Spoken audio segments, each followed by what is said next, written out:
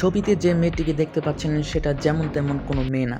ইনি হচ্ছেন আমাদের প্রিয় পিটার পার্কারের গার্লফ্রেন্ড ম্যারি জেন, স্বার্থপর বা গোল্ড ডিগার। এনিওয়ে, এটা আমি কেন বললাম? স্পাইডারম্যানের 3টি সিনেমা যদি আপনি দেখে থাকেন তাহলে আপনিও আমার সাথে সহমত হবেন যে মেয়েটা পিটারকে যতটা কষ্ট দিয়েছে সেটা আর কেউ দেয়নি। এমনকি আঙ্কেল বেন মারা যাওয়ার সময়ও পিটার এতটা কষ্ট পায়নি।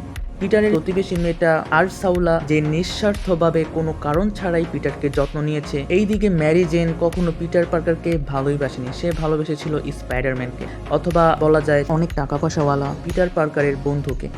তবে মার্বেলের কাছে আমি একটা অনুরোধ করতে চাই, পিটারকে তারা যত খুশি কষ্ট দিক, কিন্তু এরকম গার্লফ্রেন্ড যেন তাকে আর না দেওয়া হয়।